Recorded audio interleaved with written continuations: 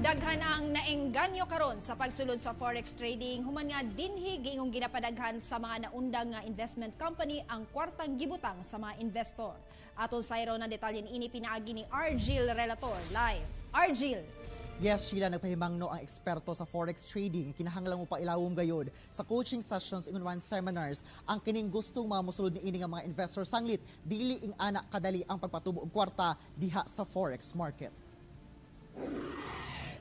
Paspas nga idaghan ang mga investment firm sa nagkadaiyang lugar sa Mindanao. Paspasab nga idaghan ang mga investor.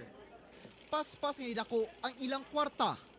Apan, paspasab nga naundang ug nahanaw. Busa sa mga investment firm nga nanirado na ug wala na ikita ang mga nagdumala. Usa lang ang panawagan sa mga investor. Kapital, bahalag kapital na lang jud kay murag wala man gyud klaro ang ilang pagsabot sa amua, sa iyang details sa iyang Facebook pa lang daan, nagiingon niya sa amua na ibalik niya sa amua pero walay date kung kanusa. Kanusa man po mi magpaabot, sir. What if mudagan ana, di mi kagukod kay 90 days is 3 months baya. Unsaon na lang na namo nya. Sumala pa nga ang kwarta gibutang sa mga investor. Aron mudako, gina-invest ko no, ngadto sa forex trading. Apan, unsa ba ang sistema sa forex trading? Tinuod ba kaha nga 100% sigurado nga mudaghan dayon ang kwartang gi-invest? Usa ka trading coach ug mismong trader nga si Ferdy Pabalan ang miisplikar labot ni ini. Forex trading is it's a business, okay, wherein you buy or you sell different currencies. So basically, you make money when the currencies are going up, or basically the currency prices or exchange rate, kung tawagin, no? When they're going up, traders make money through buying. When they're going down, traders make money through selling. Sa datos, 94.5% sa forex market sa tibuok kalibutan naglangkob sa financial institutions, sama sa bangko o guban pang organisasyon. Ang nahibiling porsyento mao kadtong ginatawag nga retail traders, partikular ang mga individual traders. Bisan pa man og daghan na ang nagsugod isip individual traders, dili pa legally regulated sa nasod ang forex trading sa Securities and Exchange Commission.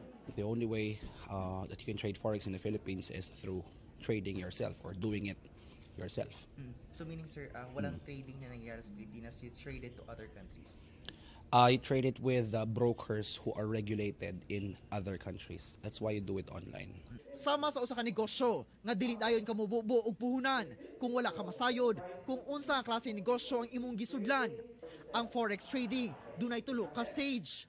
Una, ug ang pinakaimportante, mao ang pag-educate ug pag-train pinaagi sa coaching sessions kung unsa ang sistema sa forex trading.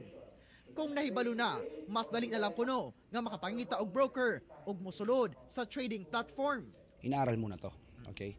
One of the biggest mistakes here in the Philippines, since masyado tayong internet savvy, no? Maraming mga self-study. Just like becoming a doctor or a lawyer, you cannot teach yourself something that you do not know. Sukwahi sa gituuhan sa katawhan, dili mahitabo overnight ang kalampusan sa forex trading. Sanglit dili kini get rich quick scheme. Apan kinahanglang tun-an. Sa maghihapon sa tanang klase sa negosyo, dunay risgo sa forex trading. Sanglit duna kini ups and downs. There's never ever an assurance in any kind of investment. Forex is not an exception. Opportunity is no problem. Can risk be managed? Sure. Can profits be guaranteed? No. Nagpahimangno usab si Pabalan sa pagsulod sa online applications sa trading platforms tungod sa issue sa stability sa gamit nga gadgets. Ug sa karon nga ginagamit ang forex trading nga rason sa investment schemes. Posible ba kaha ang tag 500% nga return of investment?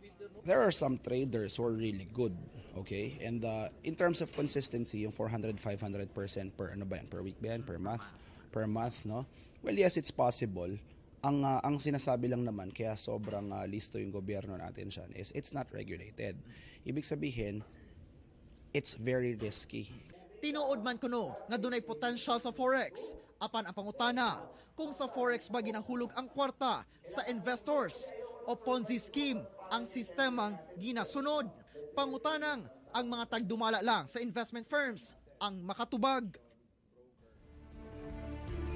Sila sa seminar ipahigayon kaganina ubay-ubay ato makita nga nitambong pagpamatuod nga daghan og interesado sa pagsulod ining forex trading apan sumala sa mga eksperto nga kinahanglan tun-an sanglit dili kini overnight nga transaction o kinahanglan no nga musubay gayod sa mga regulasyon diha sa forex market. Sheila. Daghang salamat, Argil Relator.